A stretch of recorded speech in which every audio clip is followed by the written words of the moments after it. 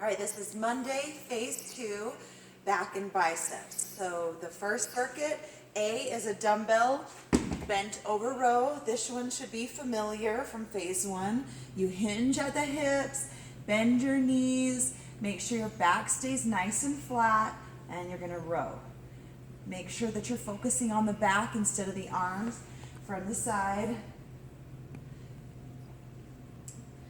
And then you'll move to B, which is a rotating hammer curl to regular curl. So you start in hammer curl position, and as you come up, you turn.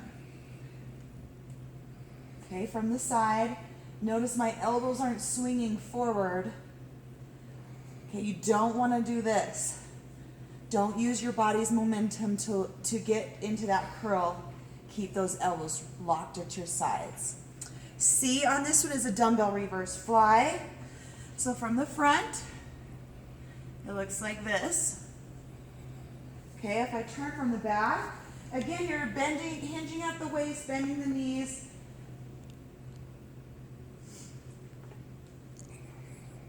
So all the way out to the side. You don't want to bend your elbows too much on that move, but you also don't want to lock out your elbows. Never lock out that joint, because then that joint takes all the work. So as you're coming out, it's just a soft elbow, which is just a slight bend. So that's circuit 1, you'll repeat that.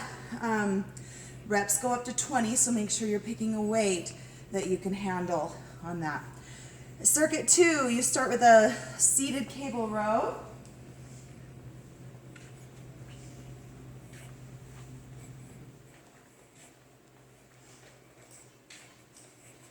So I just put the handle attachments and brought the cable arms all the way down. You just sit back and you're just going to pull back and row, just like you would that bent over dumbbell row in circuit 1, only now you're using cables. So make sure with the cable row that you stay in control of the cables. Sometimes if your weight is too heavy, it'll tend to jerk you back to starting position. So you want coming back to starting position just as important as pulling back and squeezing the back of the shoulder blades. It should, so if you're at home, you're going to use your band with handles. And it should, like if I came and put my hand right on the center of your back, your focus should be squeezing your back to squeeze my hand. So with the handles, the band with handles, you just put it around the feet. Okay, oh. Cross it over. Oh. I'm struggling, guys. And then you're just going to pull back. So notice I'm squeezing my back, making that the center focus. I say that because a lot of times it's easy to let your arms take over that move. And then it's a dumbbell alternating curl. So you're in regular position, and you're just alternating. This one's a little harder not to want to swing into it, okay? So just make sure that you're working the biceps, you're squeezing each rep, okay? And just try to stay in control. Sometimes that's really hard when there's a lot of reps involved.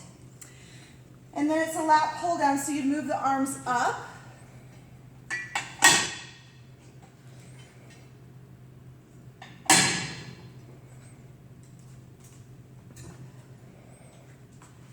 Okay, come down to the floor again, and then you're just pulling down using your lats here. If you're at home, just go back to your band. You can wrap the band around something that's sturdy and pull with both handles. If you don't have anything, then just go back to like phase 1 using the single arm pull down, okay?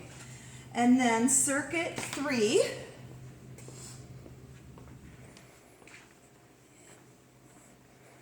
let's see, we go to back extensions. So at the gym, the back extension machine is the one that's by the Smith machine.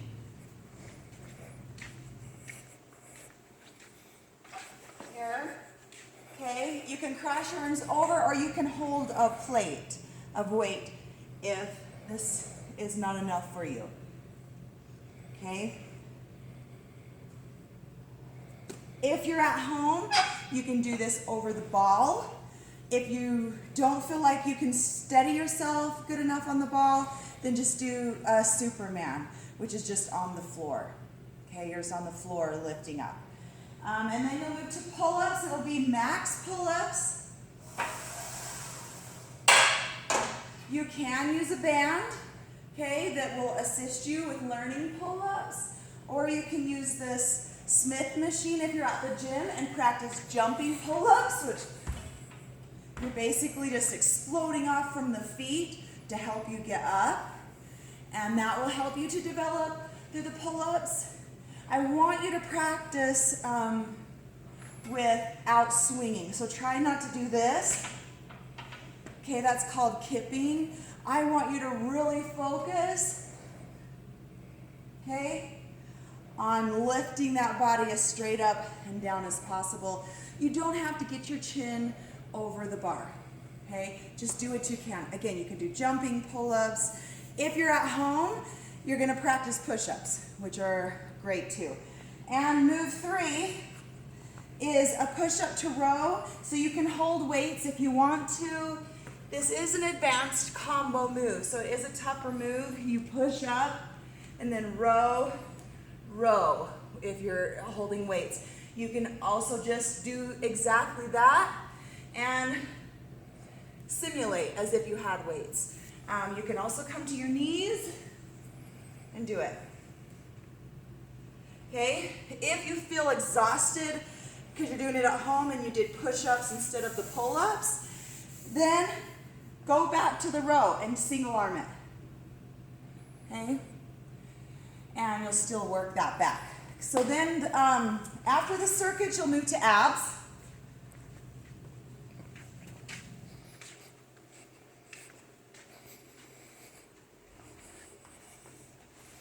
The first one is a one-leg circle. Okay, so you're just going to be here and you're just going to circle. The shoulders are off of the mat. Okay, you can place your hands slightly under your hips for support.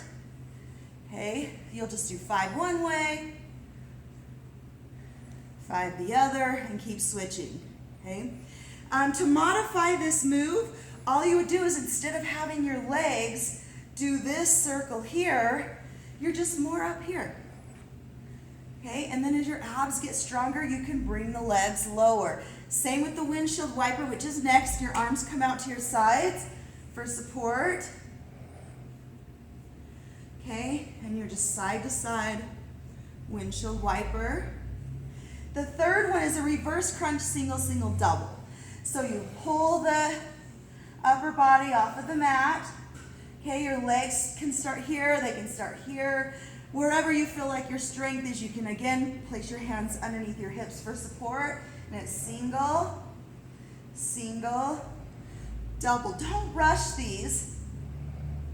Okay, you really want to feel that work in those lower abdominals. So take your time with those. And that is Monday's back and biceps and some abs.